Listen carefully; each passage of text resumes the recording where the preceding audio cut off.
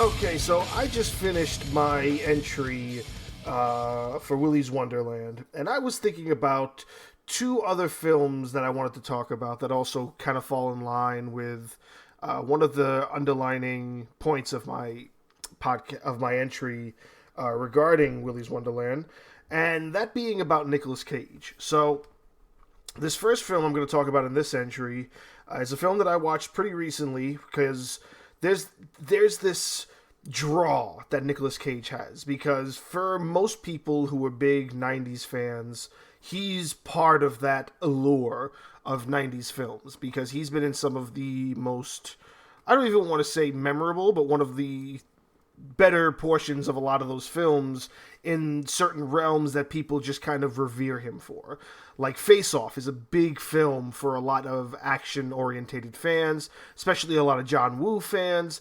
And he's one of the main characters in that. And then you have films like The Rock with Sean Connery. He's co-star Nicolas Cage co-stars in that film, and this just amplifies that he's grown so much into a lot of these films, and he was such a big star 20 years ago that now, over the last maybe 2020, 8 years maybe, it's all been about, whatever he wants to do. He's kind of in that realm where he just does whatever he wants to do. And this is another film that he did. It's called Mandy. It came out about 3 years ago.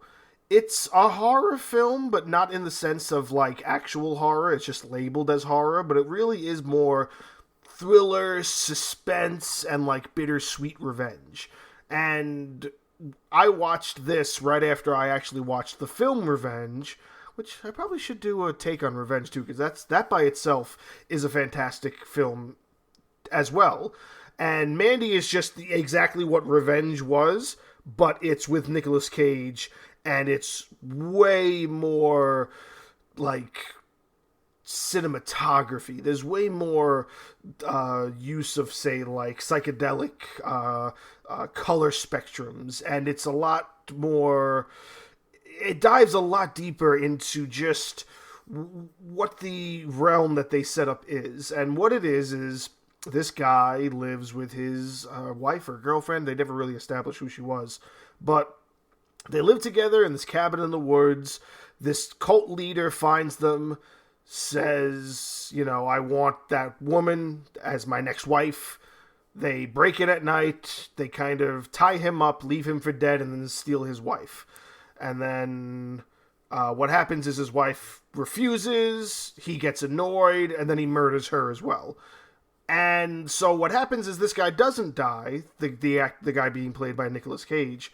He doesn't die and decides, okay, I loved this girl, so now I'm going to find these things and kill him.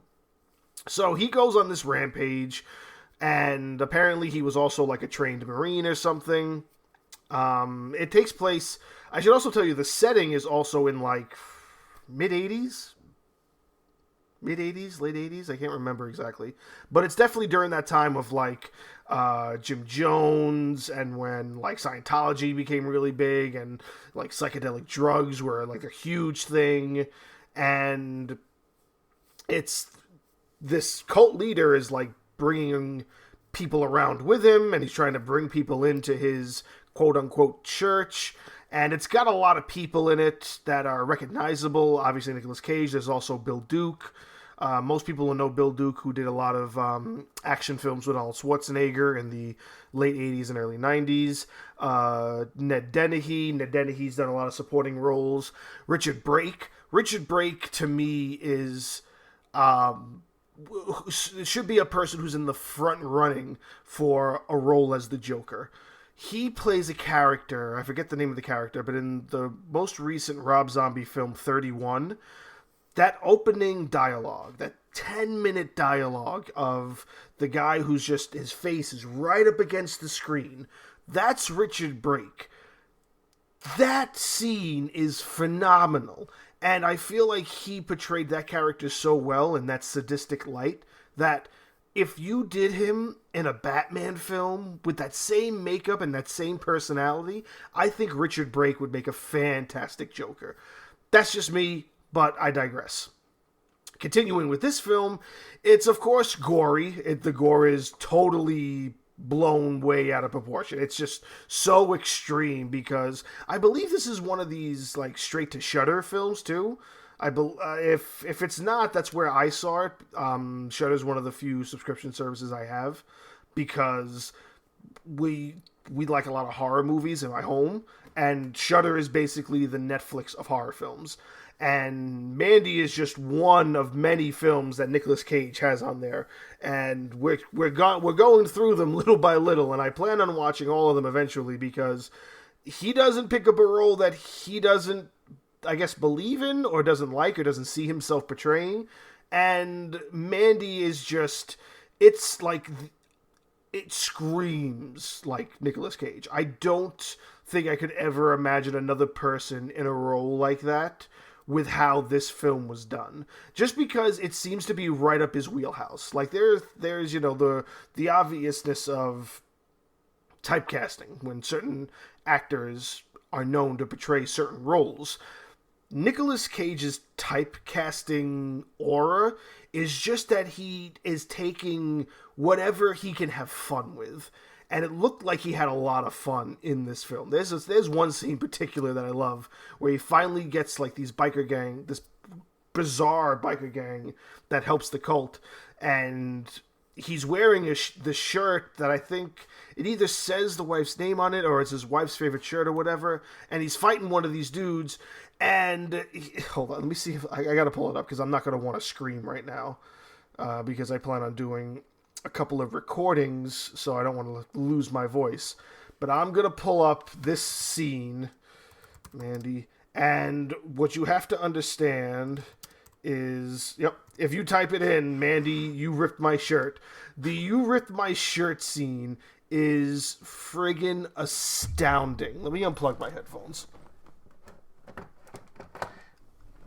It's just so random, and it comes out of nowhere, and it's just pure Nicolas Cage. Just listen to how he screams.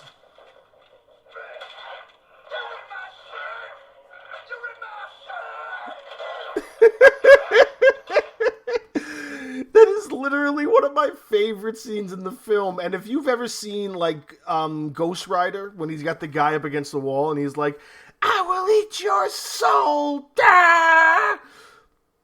That to me is where that role, that scene, that line, that moment is where Nicolas Cage stepped out of everything we've known him to be a part of and just decided, I'm going to go off and do whatever the fuck I want. And this just, I'm going to play it one more time. It's so freaking funny.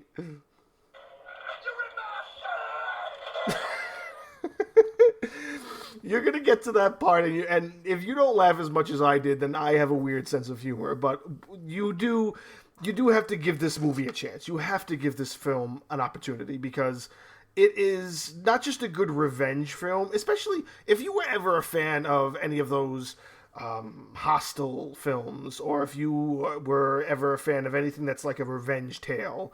I Spit on Your Grave or anything like that. This falls right into that wheelhouse, and it definitely gives it way more, not praise. What's the word I'm looking for? It lives up to those films, and it just gives it that extra oomph, that extra little bit of like sweetness to the coffee that makes it so much like stronger in its storytelling. Even though the story isn't the best in the world, it still makes sense and it progresses in a good way. And it's probably one of the better rated films that he has on his belt for random films that he's been doing the last couple of years. This thing's got it's got a 90% on Rotten Tomatoes, it's an 81 on Metacritic, it's like a 7 on IMDb. Not many of his films nowadays have stars like that or have ratings like that. You know, it's 4 stars on Amazon. It's